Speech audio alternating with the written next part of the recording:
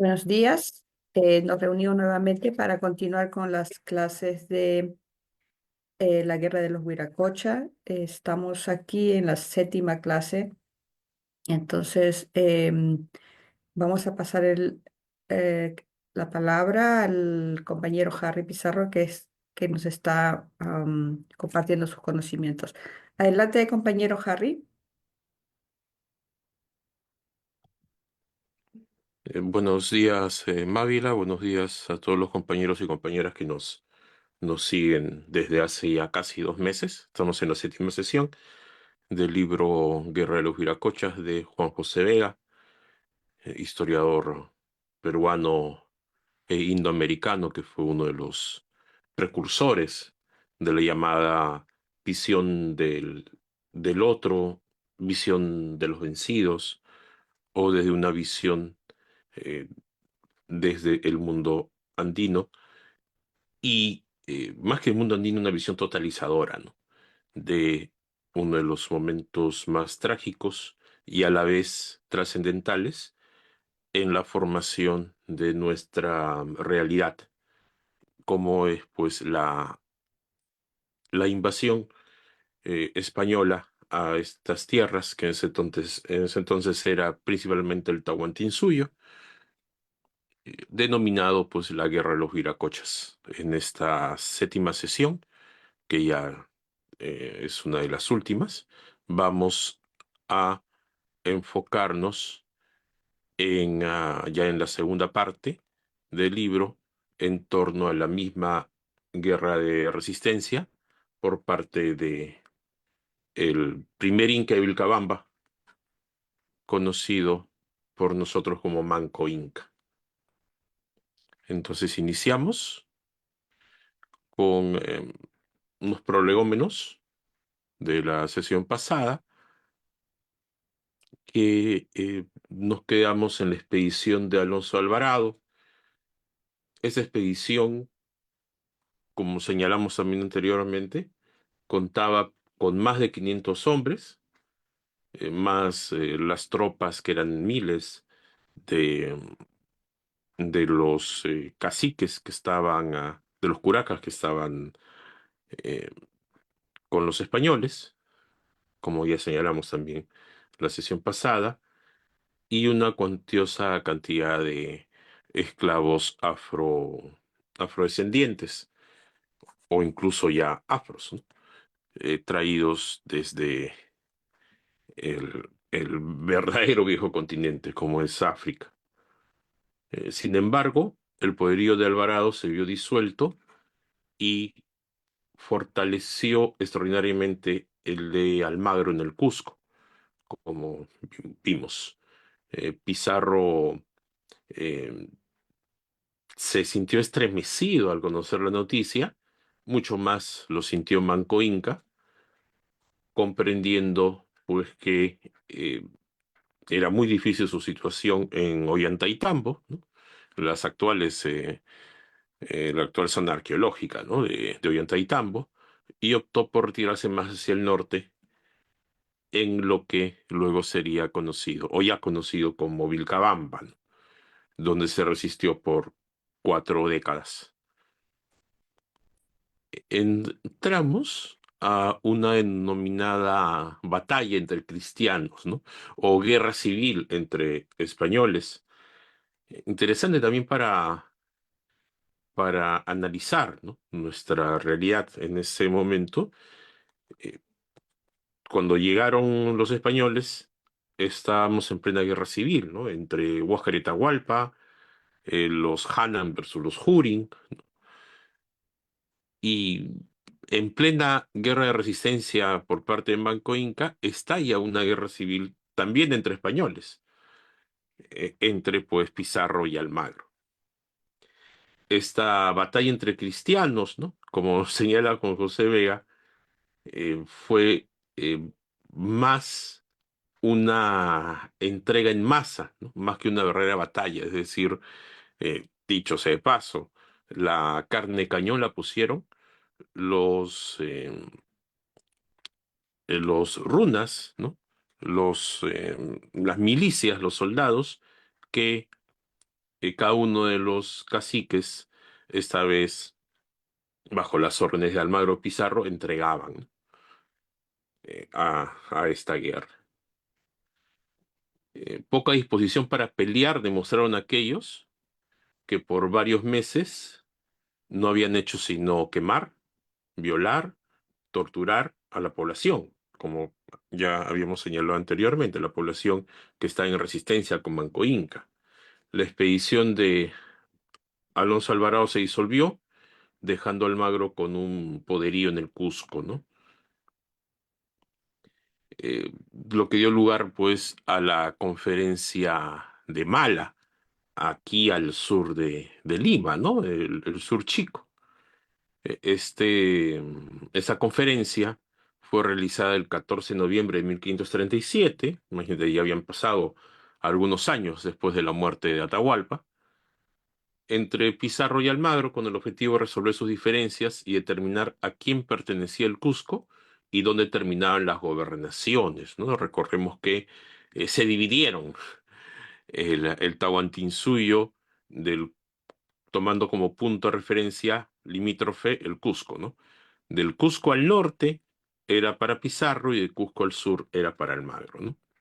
Ambos líderes acudieron con sus respectivos grupos, pero con gran desconfianza debido a los rumores de traiciones, de emboscadas entre ellos y la presencia del fraile Bobadilla como árbitro, quien se sentía dispuesto a venderse al mejor postor, ¿no? eh, Incluso los genes de la corrupción, ¿no? Ya que tanto nos aqueja en la actualidad, ya estaban presentes en esa época. A pesar de las condiciones impuestas al Magro, como la exclusión de Rodrigo Orgóñez, este denominado conquistador judío, ¿no? La conferencia terminó a favor, pues, de los Pizarro.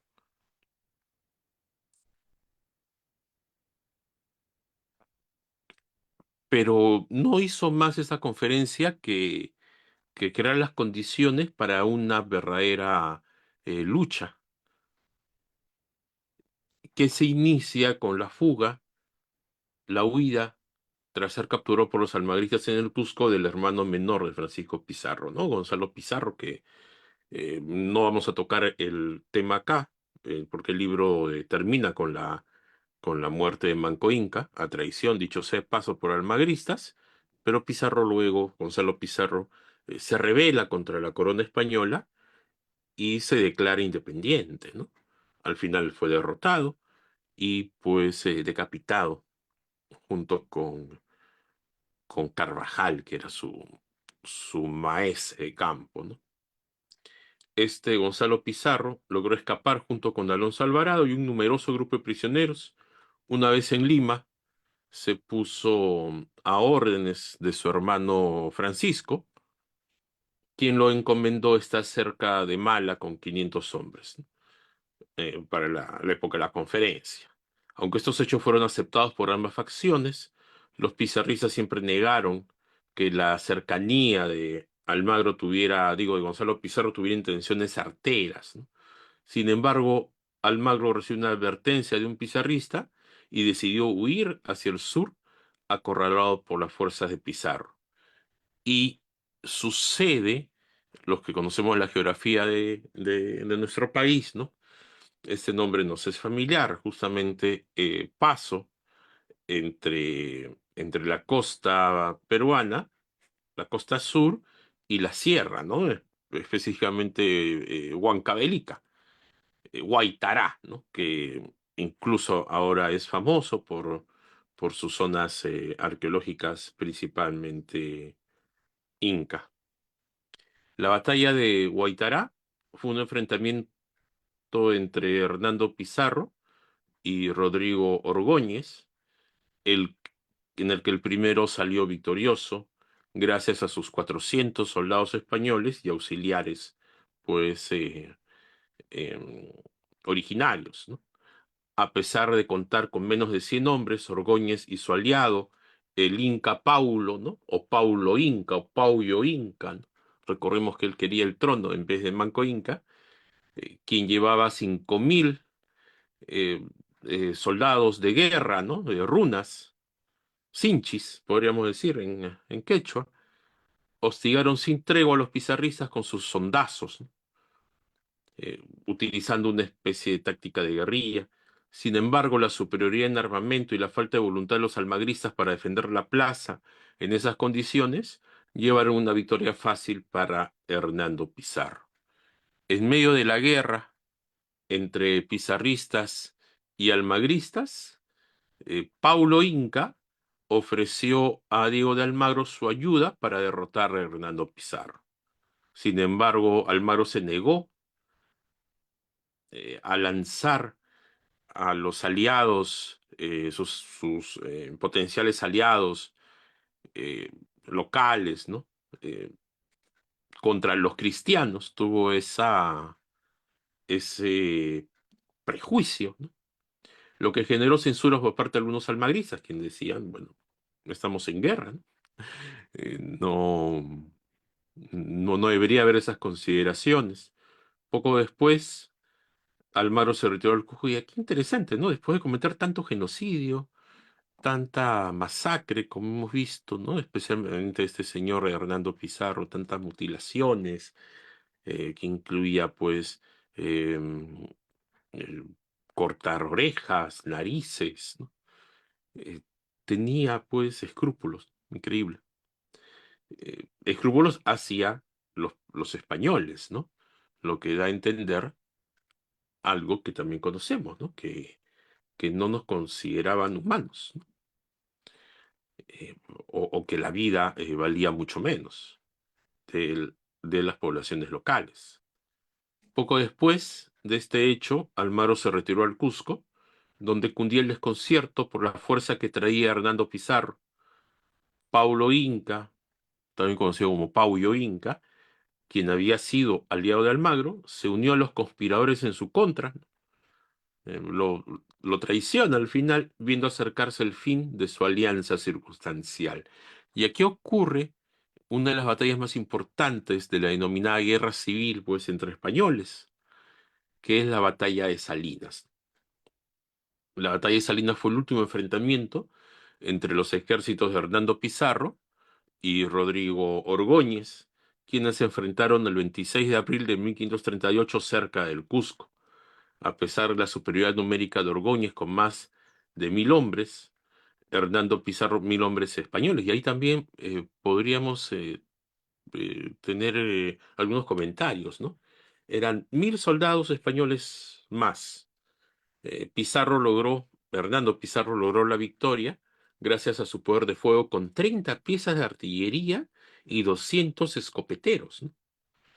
Tras esta batalla, Diego de Almagro se retiró hacia Vilcashuamán, ¿no? En la actual Huamanga, gravemente enfermo, mientras que Hernando Pizarro continuó la campaña en solitario. Ya vemos contra también lo que se piensa según, ¿no? La historia oficial, que era solo un puñado de españoles. Y ya estamos viendo ejércitos, ¿no? 30 piezas de artillería, ¿no? Es decir, durante la invasión, constantemente fueron llegando ya soldadesca española y con pertrechos, ¿no? Como los cañones, ¿no? Aquí no se fabricaba. Lo que da a entender el avance, ¿no? De la invasión. Entonces, la denominada batalla, pues, entre pizarristas y almagristas fue un elemento clave el posterior desarrollo de los hechos. Fue un evento sangriento que determinó el destino del Perú. La superioridad numérica y de fuego de los pizarristas les otorgó una rápida victoria sobre los almagristas, a pesar del valiente esfuerzo de algunos de este bando, ¿no? Durante la batalla, Rodrigo Ordóñez, uno de los líderes pizarristas, mató a varios almagristas, incluyendo a uno que confundió disculpen, Ordóñez era el líder de los almagristas, mató a varios pizarristas, incluyendo uno que confundió con Hernando Pizarro, ¿no?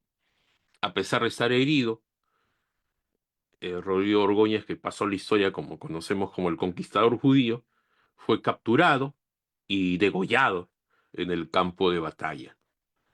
Después de la batalla, se llevaron a cabo represalias sangrientas contra los almagristas, incluyendo asesinatos y mutilaciones. El mismo Diego de Almagro, el otrora pues socio de la conquista, líder de los almagristas, fue tomado prisionero y posteriormente condenado bajo garrote vil, ¿no? El estrangulamiento, tal cual fue ejecutado Atahualpa, ¿no? Años anteriores. Con esta victoria de los pizarristas, ellos, los Pizarro, se convirtieron temporalmente en dueños del naciente, eh, dolorosamente naciente Perú, ¿no? Ya el Tahuantinsuyo se había desmembrado, ¿no? Pero contra lo que se cree, pues, en la historia oficial, en ese momento nadie estaba expectante, o sea, es decir, nadie actuaba. Si bien había gente que estaba, o curacas que estaban a favor, pues, de alguno de estos bandos, habían otros que se rebelaron. Y aquí es importante señalar la insurrección del Collao, ¿no? Del Collasuyo, un alzamiento liderado por ya un conocido nuestro, ¿no? Tizoc, que era uno de los lugartenientes de Manco Inca, contra los españoles. Tizoc logró convencer a varias provincias, incluyendo a los collas, ¿no? Los poderosos collas, de unirse a su causa y rebelarse contra los españoles. Como resultado, los españoles enviaron a Paulo Inca, ¿no? A Paulo Inca, con un ejército de 6.000 soldados, claro, soldados indígenas, para sofocar la rebelión. Sin embargo, los collas se mostraron valientes y osados en la batalla, y a pesar de la muerte de muchos de ellos, lograron desbaratar a los españoles y sus aliados en un primer enfrentamiento. Pero finalmente los españoles lograron vencer gracias a la ayuda pues de Paulo Inca, quien les permitió cruzar el río Desaguadero, ¿no? El conocido río Desaguadero, allá la frontera con Bolivia, en balsas y atacar a los collas desde atrás. Como consecuencia de su derrota, los collas fueron castigados y su población fue quemada por los españoles. Quemaron sus pueblos, quemaron a- también a sus habitantes. Y aquí una vez más, ¿no? Una rebelión amplia dentro del Collasuyo, las huestes, en este caso de Paulo Inca, quien ambicionaba con ser un Zapa Inca, así sea pues títere, fue crucial, ¿no? En la derrota. Algo también para aprender de nuestra historia. Por eso, este episodio se denomina La Conquista del Collao. Fue una de las principales campañas llevadas a cabo por los españoles en su conquista total de los territorios del Tahuantinsuyo. Hernando Pizarro, al mando de un ejército de unos 200 españoles, un momento por favor,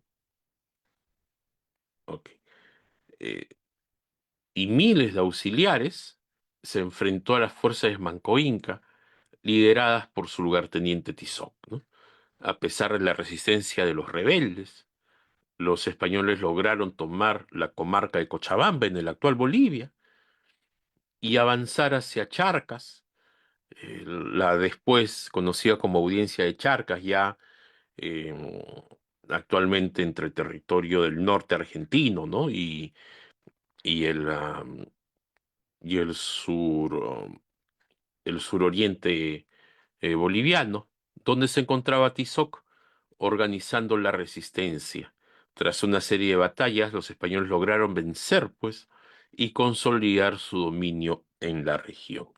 Otra batalla también digna de ser recordada es la batalla disculpen, La batalla, ahora sí, la batalla de Tapacari. La batalla de Tapacari fue el primer enfrentamiento entre españoles y los rebeldes liderados por Tizoc en la campaña hacia Charcas. A pesar de la derrota de Tizoc, este logró escapar con su gente y seguir organizando la resistencia, esta vez ya, como señalaba, usando la táctica denominada en la actualidad táctica de guerrillas, ¿no? Mientras tanto, los españoles avanzaron hacia Cochabamba, donde Hernando Pizarro decidió dejar el mando a Gonzalo y sus 6.000 soldados de Paulo Inca, ¿no? De Paulo Inca. Sin embargo, la batalla de Tapacarí demostró la valentía y la habilidad de las tropas de resistencia en la guerra, lo que preocupó a los españoles y los llevó a tomar medidas más cautelosas en su avance. Y aquí aparece otra batalla también silenciada, ¿no? La batalla de Cochabamba, en la actual, pues, Cochabamba, Bolivia. La batalla de Cochabamba fue uno de los enfrentamientos más sangrientos y decisivos en la conquista del Collao. Tizoc, con la ayuda de sus aliados de la región, logró cercar a los españoles y sus aliados indígenas en la ciudad. A pesar de la superioridad numérica de los rebeldes, los españoles lograron resistir, ¿no? Especialmente gracias a la estrategia de Gonzalo Pizarro. Finalmente, tras 5 días de intensa lucha, los españoles lograron romper el cerco y vencer a Tizoc y sus aliados, quienes sufrieron grandes pérdidas en la batalla. Y el papel, ¿no? de Paulo Inca o Paulo Inca. Eh, También, a pesar, pues, de que lo veamos como un traidor, era, pues, un Inca hábil en la guerra, ¿no? Valiente en la guerra. Fue clave en la victoria de los españoles en la batalla de Cochabamba. Pero, evidentemente, el juicio de la historia, Paulo Inca siempre va a quedar como un traidor, como un responsable de la muerte de muchos de sus coterráneos, ¿no? De miles, entre soldados, pueblos, ¿no? Hombres, mujeres, niños, obviamente, ¿no? Civiles, en la región, ¿no? Especialmente en el Collasuyo. A pesar de esas controversias, Paulo Inca es un personaje de estudio, ¿no? Justamente de estudio para entender estos periodos trágicos de nuestra historia. Entonces, a manera, pues, de conclusión de esta parte, la conquista del Collao fue una de las principales campañas lideradas por Hernando Pizarro, teniendo un triunfo concluyente casi contra Tizoc, el líder de los sitiadores en Paria, ¿no? A pesar de que Tizoc intentó retirarse y reagrupar sus fuerzas, fue perseguido de cerca y finalmente se rindió ante Paulo Inca, quien lo llevó al Cusco, y con esta victoria el Collasuyo quedó sometido al dominio español. En estos periodos entran diversos eventos, ¿no? Que es importante analizarlos para, justamente, cuando aparecen historiadores o pseudo historiadores, ¿no? Con datos sesgados, conocer la historia, ¿no? Este Hernando Pizarro, que era, pues, el mayor, bueno, más que el mayor, era el único Pizarro reconocido, ¿no? Por su padre. Los demás, Gonzalo, Juan, que ya aquí falleció, no, Pedro, ¿no? Pedro, que ya falleció, Francisco Pizarro, que luego morirá, eran hijos no reconocidos, ¿no? Hijos naturales, hijos bastardos.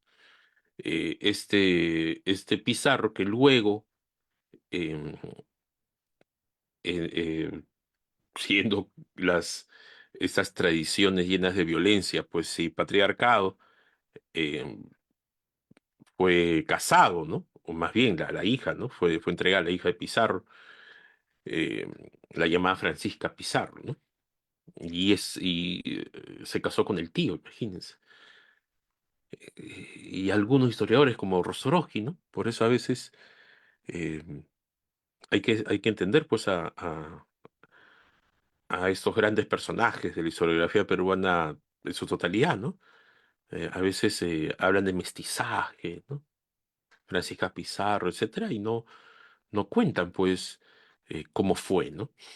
Verdaderamente ese mestizaje en base a la violación, en base a, a matrimonios forzosos, incluso endogámicos, ¿no? La diferencia de edad creo que se llevan como 40 años, algo así, 50 años, increíble.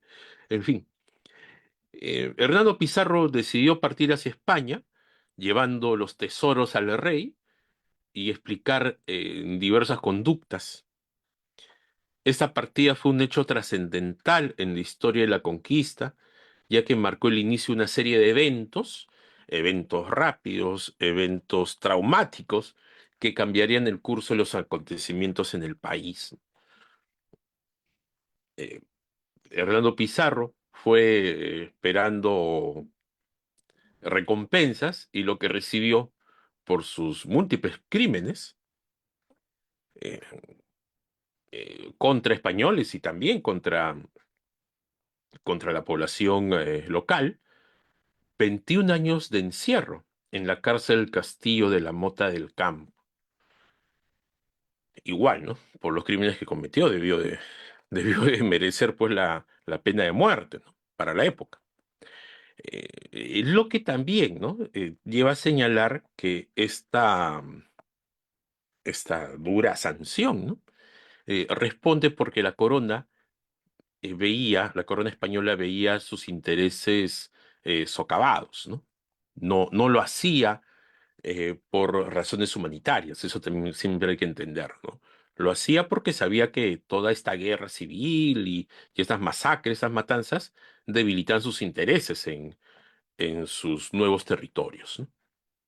21 años de cárcel, que no los cumplió totalmente, claro está, en el castillo de la Mota del Campo, y su partida también abrió la puerta para que otro de este clan organizara, tuviera más protagonismo.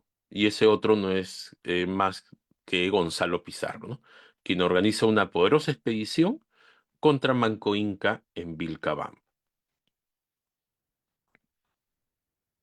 La batalla de Oripa es otra batalla bastante importante, ¿no? Muchas veces se habla que la batalla de Junín fue la primera batalla en que hubo caballería peruana, ¿no? Los famosos húsares de Junín, los llamados húsares del Perú, ¿no? Que hasta ahora desfilan en la en la Plaza Mayor, ¿no? En el actual Palacio de Gobierno, eh, um, sea quien fuese el presidente, ¿no? Así sea una tirana como Dina Boluarte, ¿no? Pues no, la primera caballería peruana, ¿no? Fue la caballería de Manco Inca, ¿no? Y la batalla de Oripa fue un enfrentamiento entre la caballería incaica y el ejército español que resultó una victoria para los incas, ¿no? Una victoria para las tropas de resistencia de Manco Inca. Esta batalla, liderada por el gran Manco Inca, quien realizaba constantes correrías desde su cuartel general en Viticos, Francisco Pizarro envió al capitán Ilán Suárez de Carvajal para acabar con la guerra, pero este fue derrotado por Manco Inca y sus hombres. A pesar que los españoles sufrieron numerosas bajas, lograron fundar la actual Huamanga, ¿no? Como base de operaciones contra el Inca rebelde. Así nació, pues, la, la ciudad de Huamanga, un hecho importante en la conquista del Perú, en la invasión del Perú, ya que permitió a los españoles tener un lugar de refugio en las cordilleras, en su camino hacia el Cusco. Fue fundada por Pizarro, Francisco Pizarro, el 9 de enero de 1539, con el nombre de San Juan de la Frontera. Por eso debe ese nombre, ¿no? Era la frontera para resistir, pues, a los incas de Vilcabamba, en este caso Manco Inca. A partir de entonces, los conquistadores tuvieron un lugar estratégico desde donde podían enfrentar a las constantes incursiones de Manco Inca en la región y también señalar, ¿no? que Huamanga tiene otro tema ahí para estudiar. El doctor Lumbreras tiene un libro clásico, Las fundaciones de Huamanga, que se remonta a tiempos precoloniales. Y, y también, por ejemplo, preguntarse, ¿no? ¿Por qué tantas iglesias en Huamanga, etcétera, etcétera? Pero en fin, es otro tema para conversar. En, en esos momentos se produce pues la campaña de Gonzalo Pizarro frente a Manco Inca en su cuartel general en Vilcabamba. No fue a buscarlo a Vilcabamba con 500 españoles y 4.000 soldados locales. A pesar de contar con una fuerza formidable, Gonzalo Pizarro sufrió una derrota en la batalla de Chuquillusca, donde perdió diversos, ¿no? Una cantidad importante de sus tropas, pero a pesar de ese revés continuó su campaña contra el Inca, ¿no? El rebelde, ya con Huamanga como base de operaciones.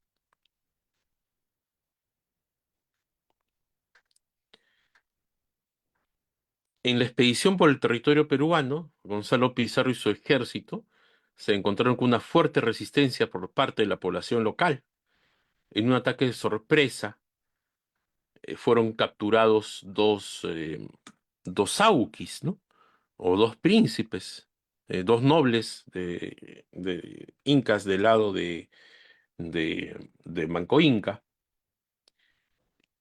eh, Inguil y Huaypar, ¿no? Fueron capturados, eh, um, no, disculpen, acá hay un error. Eran, eran parte de las huestes de Pauyo, ¿no? Fueron capturados por los rebeldes, lo que provocó una acalorada discusión con el comando indo-español sobre cómo proceder, ¿no?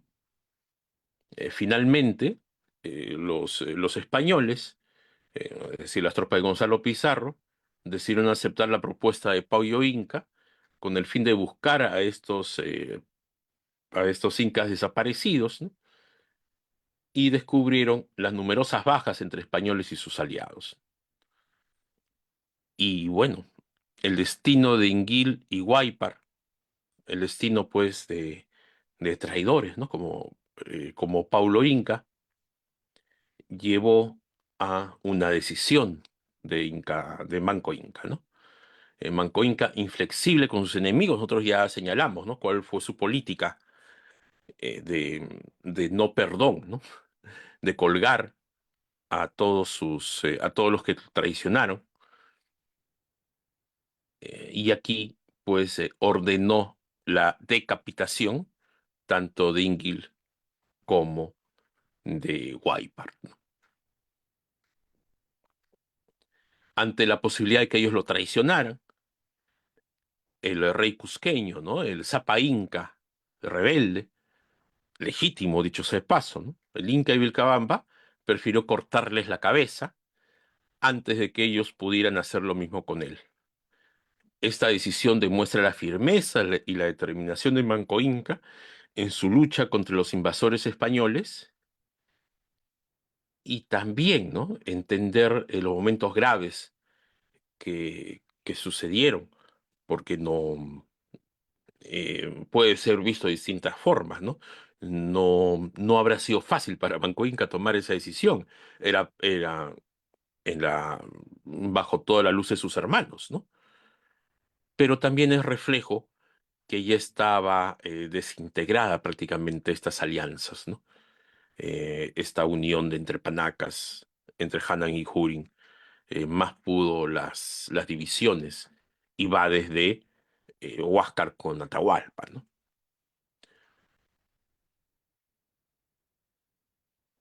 Entonces, podemos señalar que la invasión, la conquista del Imperio Inca fue muy violenta, ¿no? Eh, Muchas veces se piensa que todo terminó pues con la captura de Atahualpa, pero no. fue muy violenta, fue muy cruel, y los españoles, principalmente por los españoles, ¿no? Encabezados por Francisco Pizarro, a pesar de la resistencia de los incas, la resistencia de los collas, ¿no? Como hemos visto, la resistencia de muchos pueblos contra lo que la historia oficial siempre señala, ¿no? Que especialmente los hispanistas, ¿no? Que aquí todos estaban a favor de la corona, de los reyes, etcétera. Bueno, una gran mentira. Los conquistadores lograron imponer su dominio y someter en base al terror a la población, ¿no? La estrategia de los españoles incluyó la humillación y el asesinato de los líderes incas, así como la destrucción, porque una parte importante es destruir tu cosmovisión, ¿no? Destruir tus creencias, la destrucción de los templos y los símbolos religiosos. La fundación también de ciudades como Arequipa, Huamanga, ya señalado, la represión en otras regiones del imperio como en el norte, fueron parte de este proceso de conquista y sometimiento.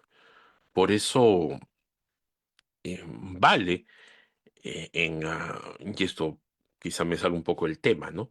Ahora que se quiere volver a colocar la estatua de Hernán Cortés, porque ni siquiera es de Pizarro, ¿no? En la Plaza Mayor, con ese alcalde que lamentablemente tiene Lima. Hay que pensar también los centros históricos, ¿no? Eh, de Huamanga, de Arequipa, de Lima, Trujillo, ¿no? Eh, el mismo Cusco. Y, y si bien es parte, pues, del patrimonio, ¿no? de todos los peruanos, deben ser vistos siempre como lugares de memoria, ¿no? Recuerda que fue el momento en que se solidifica la, el despojo, no como lamentablemente se ve ahora, que se va la gloria a lo colonial, ¿no? Eh, Creo que es una gran diferencia, ¿no? Que sean lugares de memoria, no lugares, pues, de celebración de estos hechos funestos para nuestra autonomía, y más bien valorar la resistencia, ¿no? A pesar de la superioridad militar de los españoles, los incas de Manco Inca, ¿no? No se rindieron fácilmente y tuvieron una férrea resistencia. Los incas de Manco Inca se enfrentaron en numerosas batallas contra los españoles, como hemos señalado, y sus aliados locales, ¿no? Incluso después de la caída del Cusco, que ya la vimos con el gran Cahuide, ¿no? Como uno de los héroes. La resistencia continuó en otras regiones del territorio incaico. Hemos visto que llegaron hasta las mismas fronteras, ¿no? Hasta Cochabamba. Sin embargo, el terror, ¿no? Las campañas de terrorismo, la crueldad y también, pues, la superioridad tecnológica, los cañones, ¿no?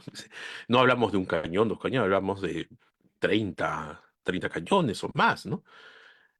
Cientos de soldados eh, eh, armados, ¿no? Con estas vestimentas, pues, de cota de malla, etcétera. Eh, Terminó por imponerse y someter, ¿no? A los incas, aunque, como digo, resistieron 4 décadas más, ¿no? A partir de Manco Inca, y termina con Tupac Amaru primero, ¿no? O Tupac Amaru. Que dicho sea de paso, he visto allí en estos programas que siempre ven armas, ¿no? No sé si lo han visto alguna vez. La vez pasada hicieron un experimento con la porra, ¿no? Las porras incaicas, que algunas veces encontramos en las excavaciones arqueológicas, y si eran armas contundentes. Sí, en una lucha cuerpo a cuerpo eran bastante efectivas. Entonces, eh, conquista y crueldad, ¿no? La conquista del Tahuantinsuyo, del Imperio Inca, estuvo marcada por la violencia y la crueldad de los conquistadores españoles, eh, lo que va en contra de pseudohistoriadores o historiadores demasiado hispanistas, porque ya se exageran hasta en esa posición, o baladíes, ¿no? Como Alan García, que tiene un libro, ¿no? El As de la Baraja, creo que se llama, ¿no? Donde ensalzan las dotes de negociador, mentira. Es decir, obviamente hubieron estrategias políticas, pero lo que marcó la victoria de los españoles, ¿no? De los mal llamados viracochas, fue su violencia extrema, fue su crueldad, muy lejos de los sentimientos cristianos, ¿no? De estos españoles. Desde el inicio mismo, ¿no? Desde la captura de Atahualpa, desde las islas de Puná, ¿no? Los españoles utilizaron tácticas de terror y destrucción para imponer su dominio, como la matanza de poblaciones enteras, de sus curacas, de de sus líderes, ¿no? Eh, la destrucción de sus templos, la quema de sus templos, expediciones punitivas en las regiones rebeldes donde asesinaban niños y mujeres, ¿no? Incluso expediciones a la selva, a la región del Antisuyo, donde cientos de españoles perdieron la vida, ¿no? También por eh, aparte de la malaria, ¿no? También por la resistencia de las poblaciones eh, nativas, ¿no? De los ancestros actuales, pues, Aguaruna, Shipibos Conivos, etcétera, etcétera, que eh, da lugar, que ahora ya se está estudiando mejor, que el Tahuantinsuyo tenía una gran alianza con las poblaciones amazónicas, que llegaban hasta el actual Paraguay y todo eso, pero bueno, es otro tema que luego veremos. Durante esta época se llevaron a cabo con este mito, ¿no? Del Dorado, ¿no? Eh, Muchas expediciones que se aventuraron hacia el trópico en busca de riquezas y tierras por conquistar. Sin embargo, esas expediciones fueron plagadas de dificultades, de peligros, los pantanos, la maleza, las flechas, ¿no? De nuestros pueblos hermanos de la Amazonía, quienes eliminaron a muchos de los sobrevivientes. Es más, hay un colega, Pedro Vargas, que ya tiene artículos interesantes, sería cuestión de difundir, donde señala que los machiengas actuales eh, tienen sus relatos. Hay otro también, no me acuerdo, el antropólogo, en que incluyen Lima como parte de su paisaje cultural. Y obviamente esos contactos, y son quechohablantes, ¿no? O dominan el quechua también. Esos contactos, esa sinergia cultural viene pues desde el Tahuantinsuyo, ¿no? A pesar de esto, la fiebre por la riqueza se contagió rápidamente y todos creyeron en los míticos reinos de tierra adentro. Incluso el propio Gonzalo Pizarro cayó en la tentación de buscar esos legendarios dorados, que ahora también la arqueología demuestra que sí existían esas grandes ciudades, ¿no? Claro, a la manera de la Amazonía, y eran también eh, movibles, ¿no? Pero pues el genocidio, las enfermedades diezmaron esas poblaciones, ¿no? Estas expediciones difíciles, muchos no sobrevivieron, fueron fundamentales para descubrir, entre comillas, claro está, porque ya todo estaba descubierto, del río Amazonas, ¿no? Por Orellana, por ejemplo. Y ahí también es digno de mencionar, ¿no? Fue liderada por Gonzalo Pizarro, quien partió del Cusco en busca del reino de la canela, ¿no? Después de la campaña contra Manco Inca y los restos de la nobleza cusqueña, Pizarro llegó a Quito y allí se adentró en la selva siguiendo los ríos Cocay y Napo, ¿no? Durante esa expedición, su lugarteniente, Francisco Orellana, descubre, ¿no? Entre comillas, claro está, el río Amazonas en 1542, aunque Pizarro fue abandonado en la selva y tuvo que emprender un penoso retorno. su expedición es recordada, ¿no? Por este descubrimiento para los occidentales. Y bueno, entre tanto descubrimiento llega otro hecho trascendental, ¿no? Eh, a pesar de ser triunfante, incluso en su guerra civil, el marqués, ¿no? El denominado marqués Francisco Pizarro, se ganó muchos enemigos, especialmente pues entre los almagristas, quienes se sentían marginados y postergados. Fue así como Diego de Almagro el joven, ¿no? O Almagro el mozo, que dicho ese paso también era hijo natural, si la memoria no me falla, hijo de Diego de Almagro, ¿no? Que ya había sido decapitado o estrangulado anteriormente, lidera una conspiración y el 26 de julio de 1541 asaltan el palacio, ¿no? Que en ese momento era de un material pues bastante noble, ¿no? Bastante precario, y asesinan pues a Pizarro, ¿no? Y este hecho desencadenó una serie de batallas y conflictos entre almagristas y los pizarristas que culminaron, o más que pizarristas, los realistas, ¿no? Que culminaron con la victoria de Cristóbal Vaca de Castro, uno de los pacificadores que trajo la corona, ¿no? En la famosa batalla de Chupas en 1542, que termina pues con, eh, si no me equivoco, lo decapitan, ¿no? A Almagro el mozo. El, que también tiene otra historia, ¿no? Porque si la memoria no me falla, Almagro el mozo era también mestizo.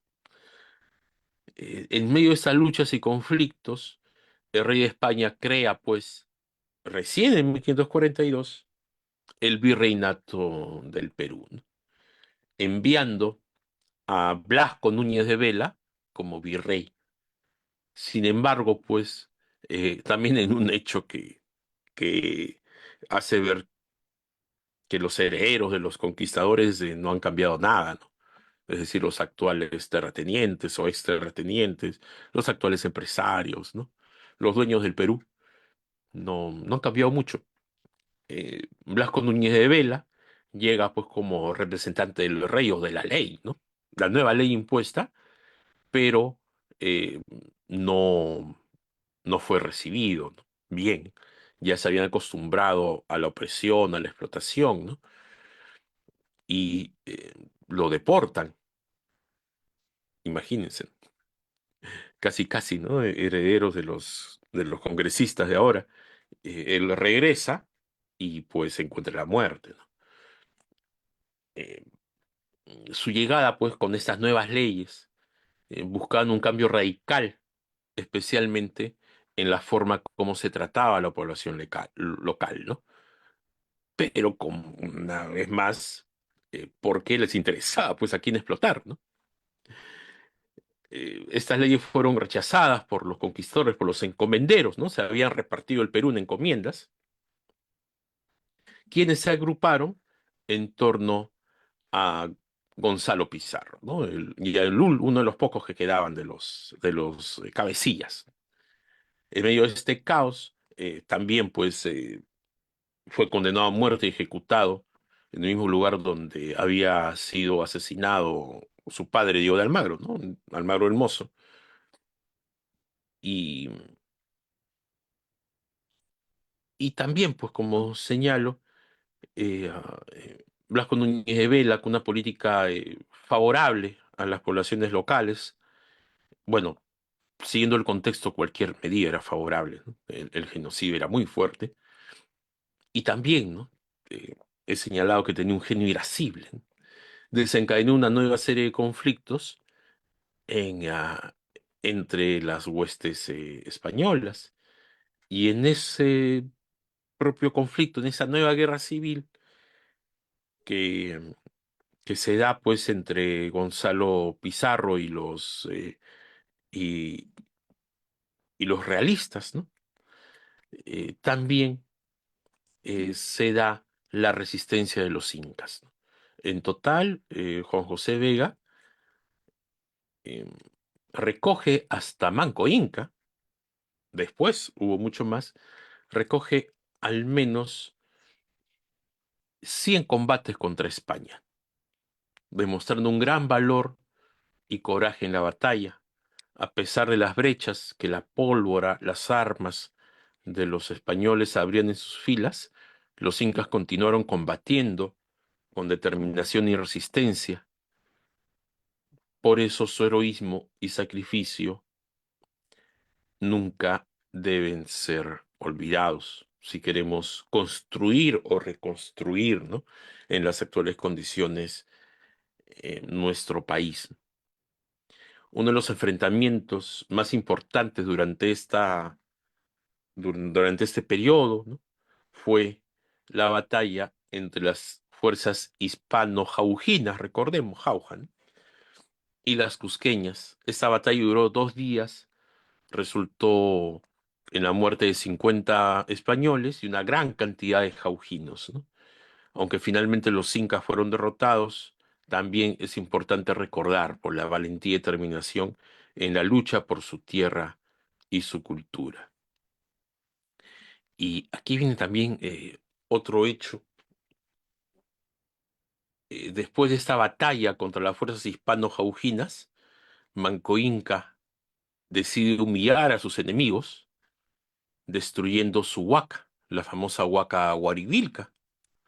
Marchó hasta el pueblo de Uyayucachi, derribó su templo y arrojó al gran Huarivilca, ¿no? Decía a la Huanca, a la Huaca, a la Huanca, ¿no?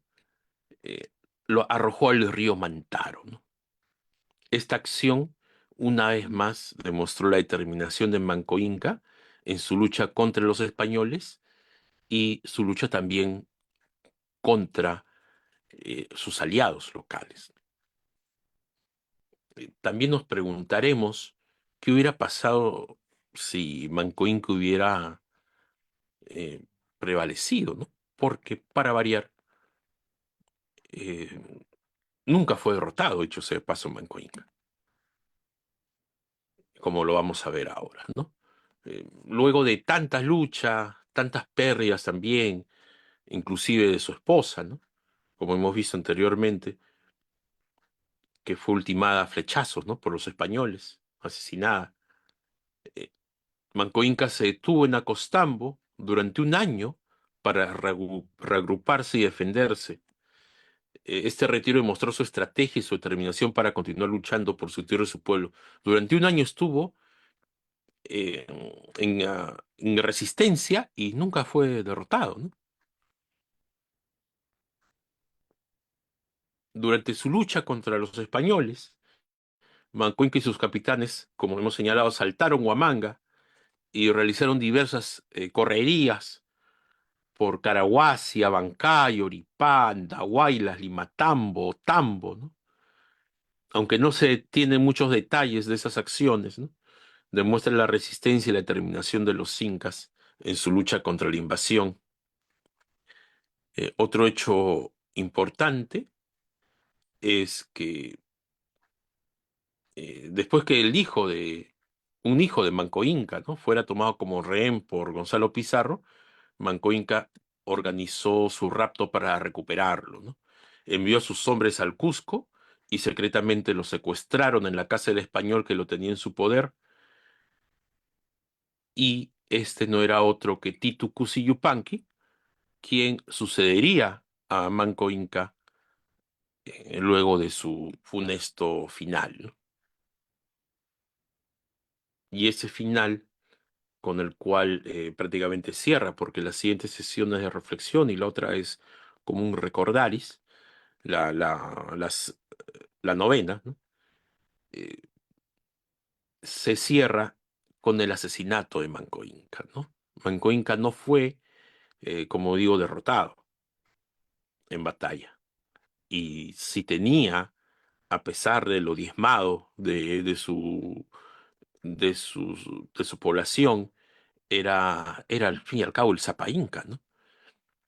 Y si tenía, como digo, los pertrechos, la organización, el apoyo para resistir un año y no ser capturado, lo más probable es que si no hubiera sido asesinado por los almagristas que buscaron refugio en la inexpugnable Vilcabamba,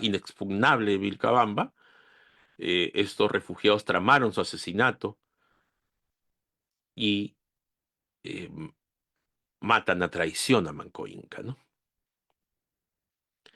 Y ahí viene la paradoja, ¿no? Manco Inca murió a manos de sus propios protegidos. Quizá si los hubiera decapitado, ¿no? Eh, Otro hubiera sido el final, ¿no? El único momento, se puede decir, de debilidad de Manco Inca, ¿no? Fue trágico para su destino, ¿no? Eh, Nadie es adivino, pero creo que hubiera sido triunfante, ¿no? El final Manco Inca, si no, si no hubiera sido asesinado a traición, ¿no?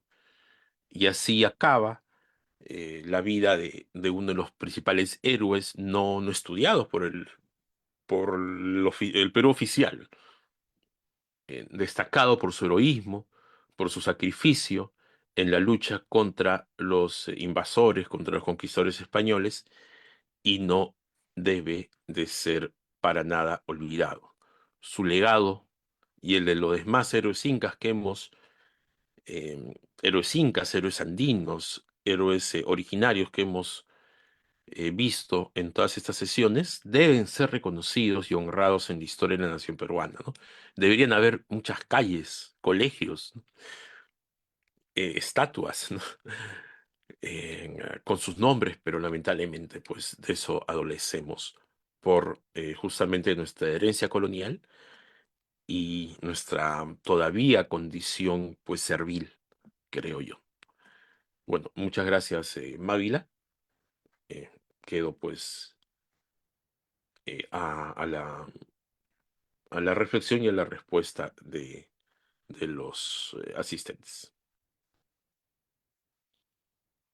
Sí, muchas gracias, compañero Harry.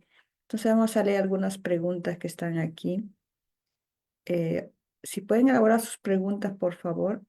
Y aquí hay una pregunta que dice la compañera o el compañero Delicano. Dice, desde que llegaron hasta ahora, los invasores usaron las tácticas de terror inhumanas para oprimir y gobernar a nuestros ancestros. Por eso no entiendo cómo algunos compatriotas pueden defender el hispanismo, tal cual en la actualidad continúan gobernando con las mismas tácticas de terror.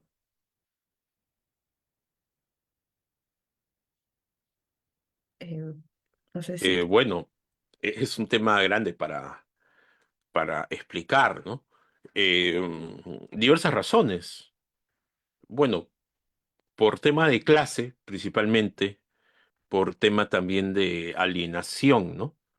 Es una gran, es una gran explicación. Es decir, eh, una de las características de que una sociedad está alienada, porque acá tenemos que ver como sociedad, ¿no? No como individuo, es que quieren ser lo que no son. Y eso está también atizado por el capitalismo, ¿no? El capitalismo que es individualista, que es aspiracionista, ¿no? Que te vende este eh, discurso falaz que uno trabajando puede llegar a ser más y más y más, ¿no?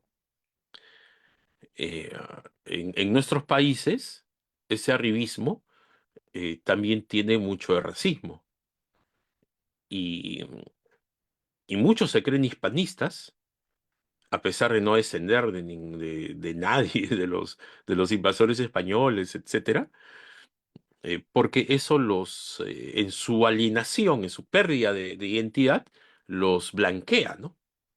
Ellos se ven como españoles y creen de que tomando esa actitud son más blancos, pues. Y al ser más blanco, tienes mayor posibilidad de ascender, ¿no? Es algo bastante estructural en nuestra sociedad, ¿no? Es una tara muy, muy, muy enraizada, ¿no? Todos quieren ser más blancos. Y también es en base a la triste realidad que tenemos, ¿no? Eh, desde dónde has estudiado, quiénes son tus ancestros, ¿no? Si tienes un apellido ahí, italiano, alemán, mucho mejor, francés, qué sé yo, ¿no? Es parte de este colonialismo cultural que tiene sus bases en la realidad, ¿no? Y esa realidad es la que tenemos que cambiar. Acá es necesario una reforma total en la educación, que sea una educación para liberar, pero para tener esa fuerza, pues se tiene que ganar, ¿no? Se tiene que tomar el poder político. Ese, no es solo que son unos traidores, eh, sino es eh, romper las condiciones para que esa misma tara colonial o colonialista perdure generación en generación, ¿no? Eso creo que es más importante, que a, ya no vuelva a ser como antes. Pero para eso es necesario un cambio en la sociedad, pero profundo, ¿no? ¿Otra pregunta? Sí, gracias. Acá hay otra pregunta, de compañero Ricardo. Dice que aquí está de las iglesias, ¿no? ¿Por qué tantas iglesias en Ayacucho? Sí, también eso siempre también pasaba por mi cabeza. ¿Por qué? O sea, está visto siempre que Ayacucho es un sitio de que ha habido bastante resistencia, ¿no? Últimamente, digamos. Y es el que ha sido peor denigrado en las últimas décadas, ¿no? Por el terrorismo y todas esas cosas. Y ahí se ve pues muchas iglesias. Sería la pregunta de Ricardo. Es una pregunta muy, muy importante que no voy a tener tiempo de responderla, eh, ah, pero puedo dar algunas hipótesis, ¿no? Al fin y al cabo también es una colonización cultural, ¿no? Es un colonialismo cultural que, que incluye el abjurar de tus creencias ancestrales. Y Ayacucho, por diversos motivos, la ubicación estratégica, ¿no? Ser el heredero, ojo, en Huamanga se formó el primer imperio andino, ¿no? El imperio Wari, como el doctor Lumbreras lo ha señalado y otros investigadores lo han demostrado hasta el cansancio, ¿no? Los incas no pueden ser entendidos si es que no se estudia los Wari, ¿no? Eh, Vilcashuamán también fue una yacta importante, ¿no? Dentro de la organización del Tahuantinsuyo. Eh, muchas razones, ¿no?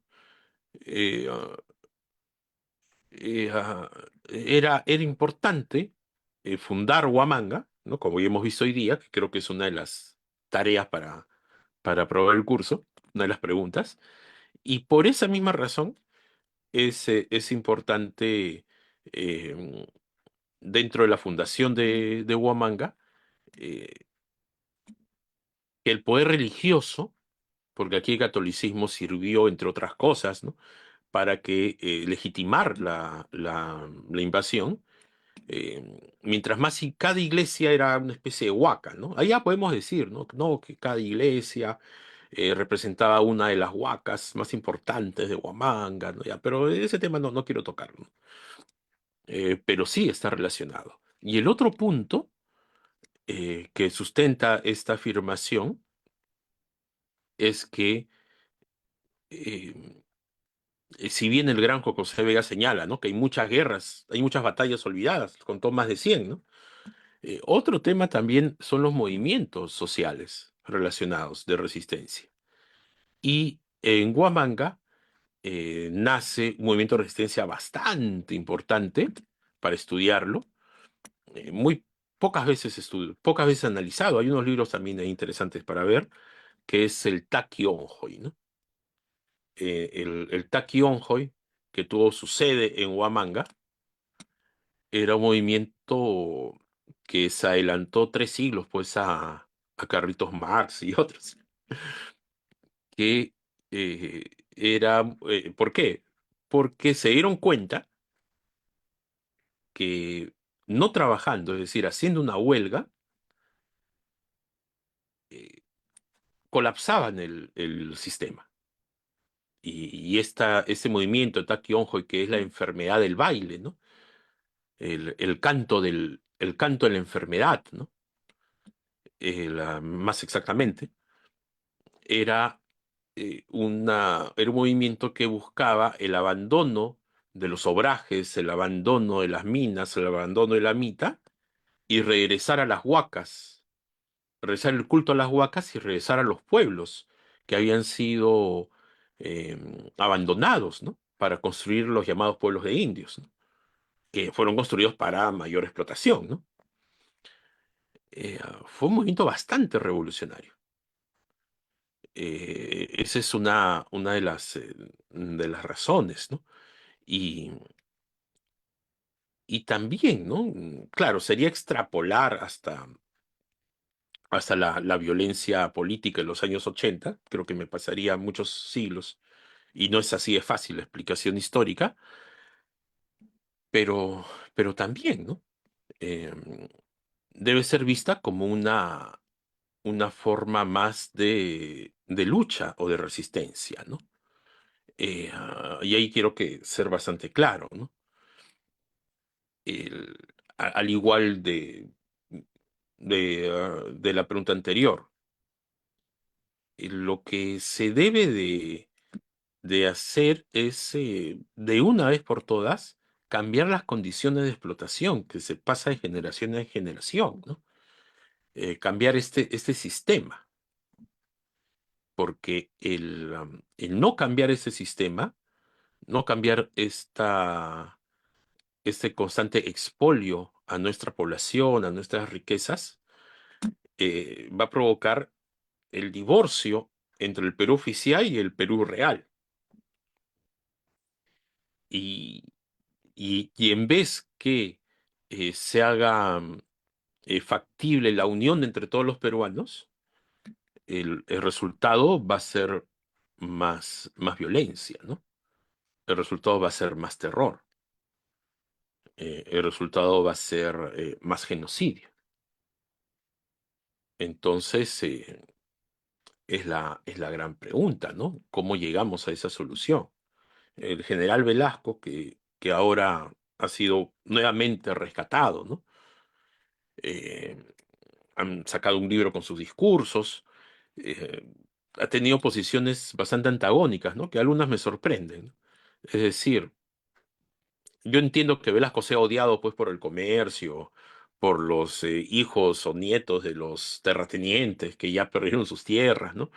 Y perdieron a quien explotar también. Yo entiendo eso, pero que sea odiado por gente pues progresista o de izquierda, ¿no? Mm, Ahí sí tengo que poner mis puntos de alerta, ¿no?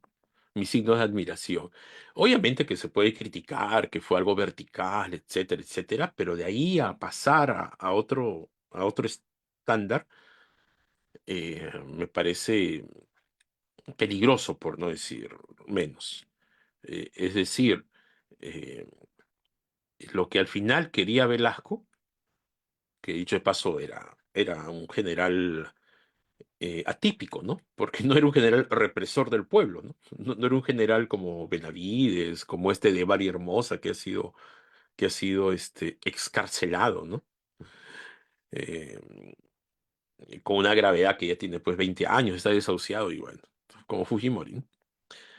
Eh, ah, no, era un general patriota, ¿no? Era un general reformista, y él entendió que era necesario el cambio total. Por eso da la reforma agraria, que quedó trunca por sabotaje, más, no porque la reforma agraria haya sido mala. Eh, Esa es una salida. La otra salida es la revolución. Entonces, cuál es la alternativa? La alternativa final la va a dar el mismo pueblo, ¿no? Pero siendo ambas, ¿no? Como está pasando ahora en México, ¿no? En México han preferido mayoritariamente, como se dice, la voz del pueblo y la voz de Dios, apoyar un movimiento Morena, ¿no? Al cual tengo bastante cercanía, eh, como una salida, ¿no? Para el cambio de sus condiciones materiales, ¿no? De existencia. Y bueno, eh, Cuba, Cuba escogió la revolución, ¿no? Venezuela también, que dicho ese paso, están desconociendo las elecciones, etcétera, ¿no? Bolivia con Evo Morales, con este señor que ahora es presidente, no, es otra cosa. Cada pueblo tiene el futuro al fin y al cabo en sus manos, ¿no? Esta lectura, que ya la siguiente sería la penúltima sesión, nos señala pues que, con, que las condiciones están dadas desde siempre, solo nos falta la unión de los pueblos, ¿no? Ese es también otro punto. Disculpe que me haya explayado, haya excedido la respuesta, ¿no? Digo, haya excedido la pregunta, pero bueno. Gracias. Aquí hay una pregunta que dice, tengo una duda, en mi infancia yo conocía esa plaza de armas y ahora se llama Plaza Mayor. Suena más español para la Plaza Mayor. Creo que se refiere a lo de Ayacucho, ¿no? Tiene No, un... en general, a ver, son, La Plaza de Armas de Lima, ¿no? Yo ajá, la Plaza de Armas y en un momento a otro ya lleva un nombre colonialista, Plaza Mayor, pues. a ver, voy a responder rápidamente. A ver, es un tema en verdad, formalismos. A mí me importa un comino si se llama de armas o mayor, pero es un tema de formalismo, etcétera. A ver, la plaza, cuando se funda una ciudad en general, eh, hay dos tipos de plazas. La plaza de armas, que es justamente, según lo que recuerdo, ¿no? De las fundaciones feudales prácticamente, ¿no? O europeas. Una plaza que es la plaza de armas, que su propio nombre lo dice, es una plaza donde desfilan o se concentran las tropas, ¿no? Principalmente hechas en tiempos de guerra. Y otro es la plaza mayor. La plaza mayor, pues, es la plaza principal, según la traza esta ajedrezada, ¿no? Que nos trajeron los españoles. Eh, Lima, en un momento estos nombres cambiaron, ¿no? Durante sí, claro está, muchos años se llamó Plaza de Armas, eh, pero si seguimos, pues, estrictamente, ¿no? El urbanismo, qué sé yo, sería una plaza mayor más que una plaza de armas. Plaza de armas es en tiempo de guerra, podríamos decir, para simplificar, ¿no? Lo que da lugar, dicho sea de paso, que, que Lima siempre ha estado en guerra, ¿no? Contra el Perú, contra el resto del Perú. Por eso siempre se llamó Plaza de Armas, quedó ahí, ¿no? Es decir, los primeros años de Lima estuvieron pues a merced de Manco Inca, ¿no? Y de sus soldados, quiso Yupanqui, ¿no? Su gran general. Por eso quedó en el inconsciente colectivo, aquí me estoy aventurando un poco, el nombre de Plaza Mayor, porque ellos estaban más en resistencia, ¿no? Por temor a que vuelva a ser pues el Curacajo de Lima, ¿no? Eh, sí, es eso. No es. Ambas, obviamente, ambas son coloniales, ¿no? Ambos nombres, así que no hay ningún tema ahí. Eh, a ver, luego. Usar hasta. Sí, sí, Mavila, ¿hay más preguntas? Y acá hay una pregunta. Se dice, la pregunta, ¿esta historia la conocen los profesores de educación secundaria o se enseña en las universidades nacionales? ¿Y por qué No, no? no, lamentablemente no, y desde el Fujimorismo mucho menos, ¿no? O sea, si uno revisa si se ha reeditado al gran Juan José Vega y a muchos otros, no se les reedita. Se les enseña, es más, lamentablemente ni siquiera se les enseña en las en las escuelas populares, ¿no? Que es un tema que se han olvidado, no sé si a propósito, los sindicatos, los partidos políticos, no generalizo, pero muchos de ellos ya no enseñan. En los partidos políticos, eh, y ahí sí, pues habrá que reconocer algunos temas. Por ejemplo, el APRA hasta ahora tiene, claro, para el mal, ¿no?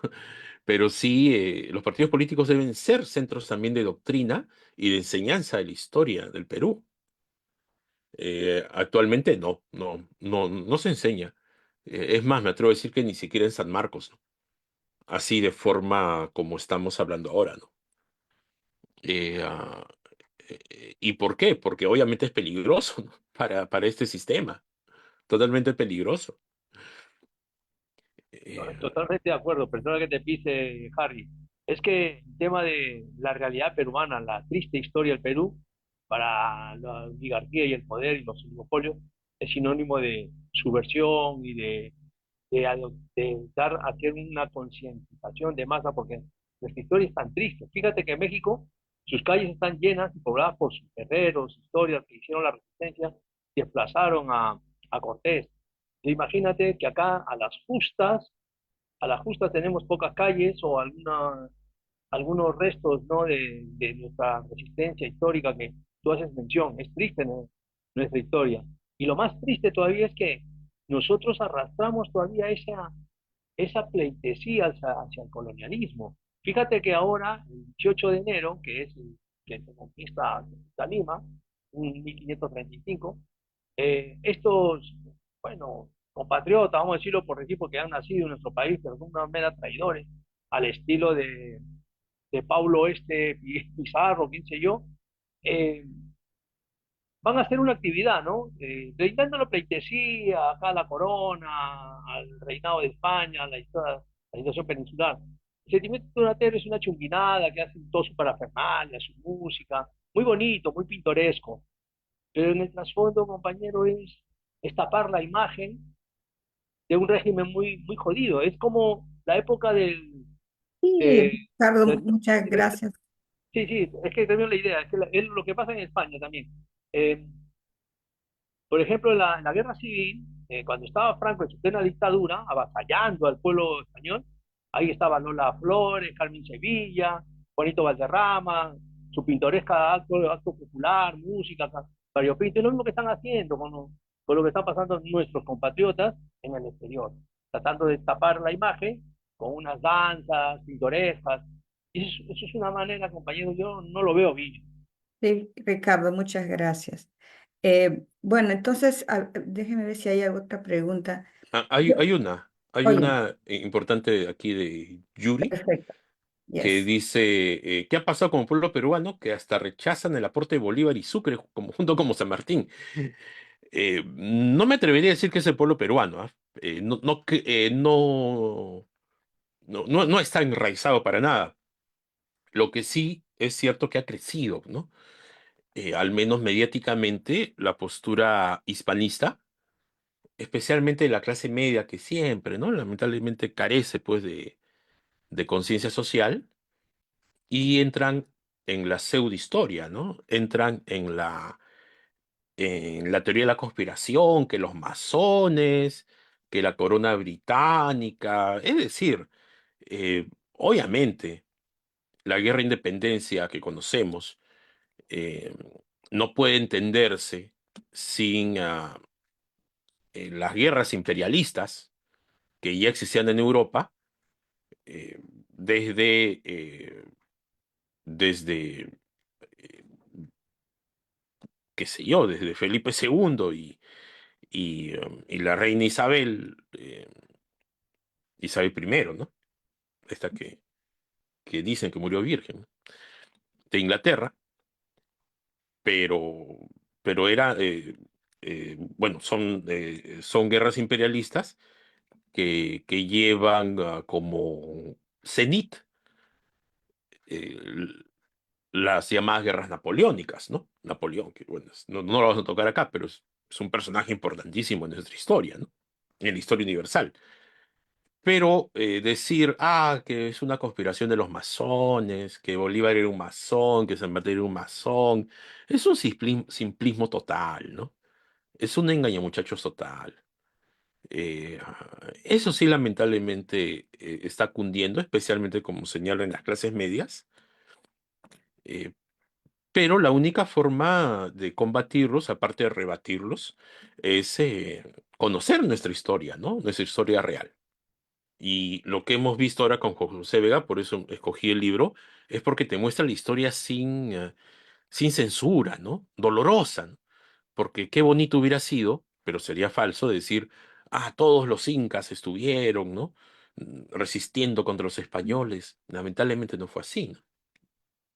El por qué tenemos que entenderlo también por las condiciones materiales, la desestructuración de la misma sociedad, ¿no? Previo a la llegada de los españoles, la campaña de terror que ahora hemos visto, ¿no? Eh, eh, y de igual forma, eh, hay que estudiar la llamada guerra de independencia, eh, tomando por delante la lucha de los pueblos. Hay tomos y tomos, ¿no?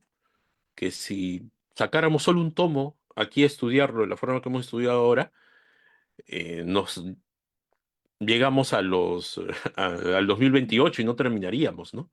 Tomos y tomos de el Mundo Guillén, se me está yendo el nombre de este historiador, Nelson Manrique, si no me equivoco, ¿no? Tomos y tomos de la lucha montonera, de la lucha guerrillera, de los héroes olvidados también, de los héroes anónimos, que hicieron posible la independencia del Perú de la corona. Tomos y tomos, ¿no? Y la táctica de los realistas era la misma que la de ahora, ¿no? Es la misma que la que hemos visto aquí con la guerra de los Viracochas. Tierra arrasada, violación, asesinato, mutilación, etcétera, etcétera, ¿no? Solo es leer y enseñar y transmitir, ¿no? La única forma. Después, tener ese punto, ¿no? Y ya, claro, entender a San Martín, lo que representaba, a Bolívar, lo que representaba, etcétera, también es importante, obviamente, ¿no? Pero tenemos que recuperar la enseñanza de la historia como una lucha de los pueblos, más que lo de los personajes, ¿no? Es algo que estamos olvidando. Y hay algo que se me olvidaba sobre ese punto que, que sí quisiera señalar. Claro. No nos debe sorprender, y con eso cierro, que el ejército realista, porque es otra falacia, ¿no? El ejército realista está compuesto por peruanos, pues ¿de dónde creen que iba a venir la carne cañón? Pues, o sea, de las Islas de Pascua, ¿no? De las Filipinas. Tenía que venir de acá, obviamente, porque el Perú era el último bastión, ¿no? Y esas luchas intestinas, esas luchas fratricidas, pasaban desde Pauyo Inca, ¿no? Tal es así, y ahí también está el tema, ¿no? De la famosa reconciliación. Tal es así que es muy conocido que en el intercambio de prisioneros, si no me equivoco, no recuerdo si es la batalla de Ayacucho, eh, por el lado de los patriotas estaba un tal Ramón Castilla, ¿no? Y por el lado de los realistas estaba otro Castilla, que era su hermano, ¿no? Es parte de, ¿no? También ahí va el tema, ¿no? ¿Cómo reconciliarnos? Yo creo que la reconciliación nacional, la verdadera reconciliación nacional, tiene que partir por un entendimiento de nuestra historia y por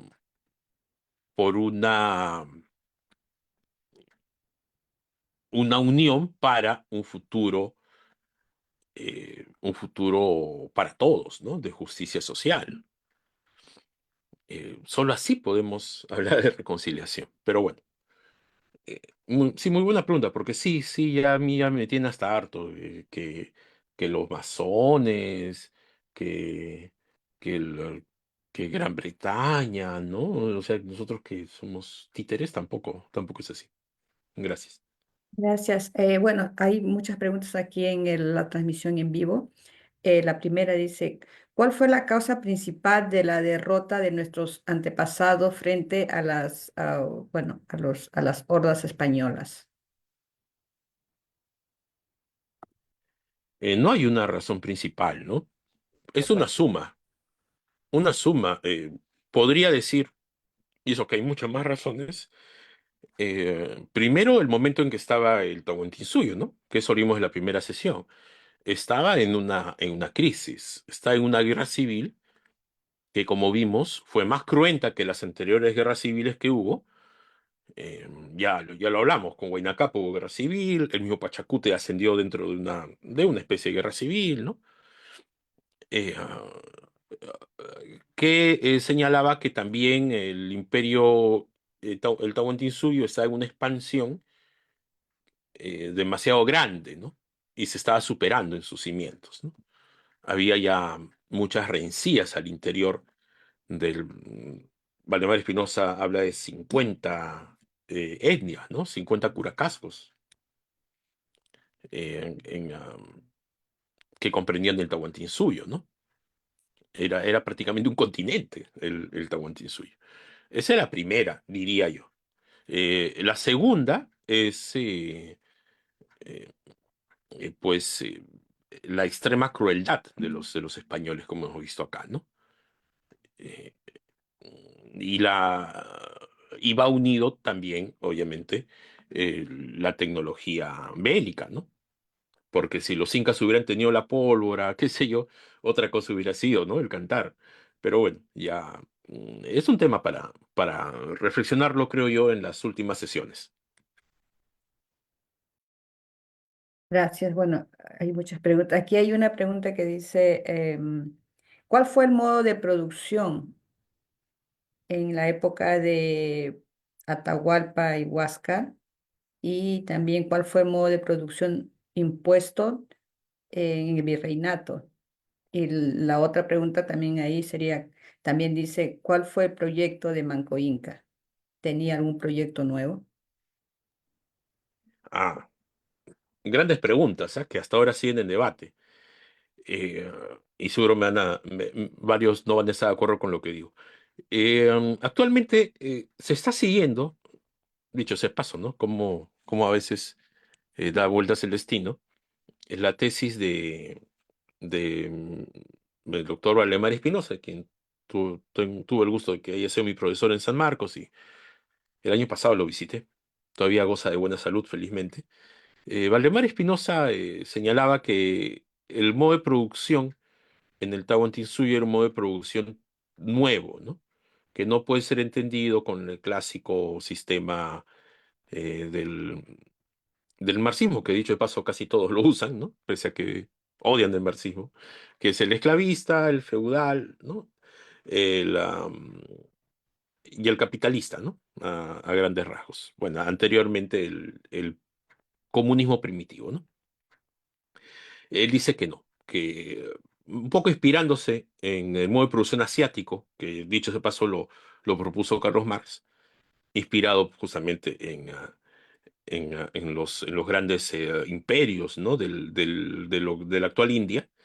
Valdemar señala que es un modo de producción comunal tributario, es decir, basado en la población, pero con principios de la reciprocidad, la redistribución, etcétera. Que dicho sea de paso, son conceptos, bueno, eso para desarrollarlo más tenemos que llevar otros libros, ¿no? El concepto de Karl Polanyi, y también de otros autores, eso de la reciprocidad y la redistribución no es, ojo, una categoría andina, es se me dio el nombre, no es Polanyi, pero es tomado en base a la reciprocidad y redistribución de los bienes de las comunidades de Oceanía. Exactamente ahorita no recuerdo cuáles. Y como esto está grabado, no quiero que después me hagan leña. Es un tema que deberíamos de ver, ¿no? Eh, pero otros, como lumbreras, a los cuales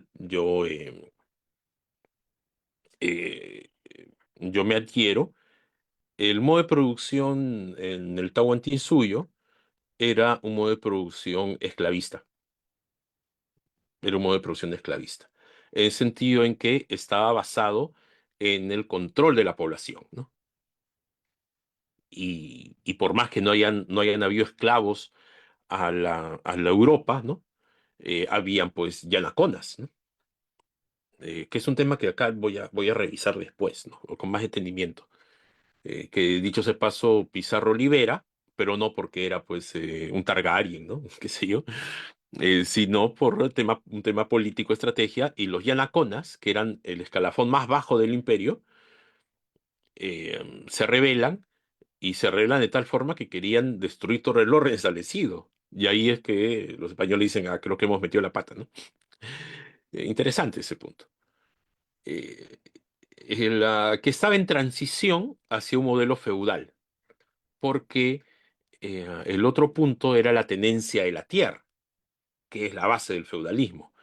Y ya existía grandes propiedades, prácticamente señoríos feudales en todo el imperio y relacionado inclusive a las familias reales, ¿no? Las panacas tenían cualquier cantidad pues, de población a su servicio, ¿no?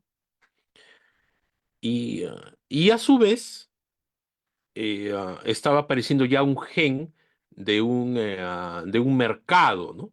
Que dicho de paso, mercado ocurre desde que el mundo es mundo, ¿no? Pero ya no me atrevería a decir gen capitalista, ni mucho menos, pero había ahí un gen más mercantil con los chinchas, ¿no? Que eran pues los grandes financistas en, en base al comercio del muyu, ¿no? Y de otros productos, ¿no? El señorío de Chincha, que era tan importante que a sus nobles los enterraban en Paracas, ¿no? Desde tiempos inmemoriales, ¿no? Y ese es uno, por eso digo que es bastante complejo. El otro punto es el Manco Inca. Manco Inca, eh, así como dicen, ¿no? Que Pizarro es la peruanidad, que sin él, ¿no? Etcétera, etcétera. Lo cual es una visión bastante individual, ¿no? Y positivista de la historia.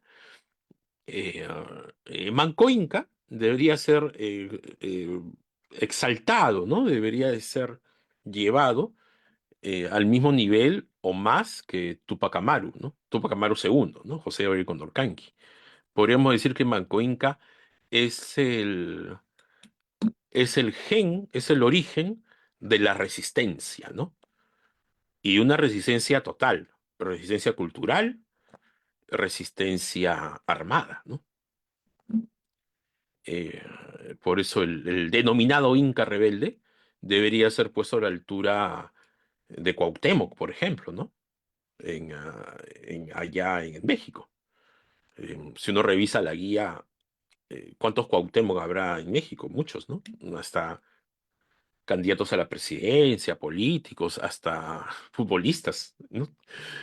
Tienen ese nombre. En cambio aquí, poquísimos, ¿eh? Ni siquiera Manco Inca, que es un poquito más complicado, ¿no? Manco está como apellido, pero no tenemos ni siquiera esa, esa afición, ¿no? O esa inclinación. Y si se tiene, es estético, ¿no? Porque veo a muchos burgueses, oligarcas, así que como se apropian pues de lo cultural, también se apropian del quechua, ¿no? Le ponen nombres quechua aquí ya, ¿no? Etcétera, pero no lo hacen por un tema de identidad, sino porque, está de moda, ¿no? En fin, gracias por las preguntas. Sí, Harry, en México llamarse Cuauhtémoc es como decir en los musulmanes llamarse Mohamed, un poquito así de disciplina. Sí, bueno, acá nomás hay un comentario que dice, el divisionismo en el Imperio Inca fue gravitante para los invasores españoles. Creo que sí, estamos de Sí, acuerdo. sí, eso estamos lamentablemente de acuerdo, ¿no? Siguen explotando hasta el día de hoy. Es increíble que es la jugada más. Bueno, muchísimas gracias a todos. Creo que ya cerraríamos con las preguntas. Seguimos la próxima semana la transmisión en vivo. Muchas gracias, Harry. Y deja-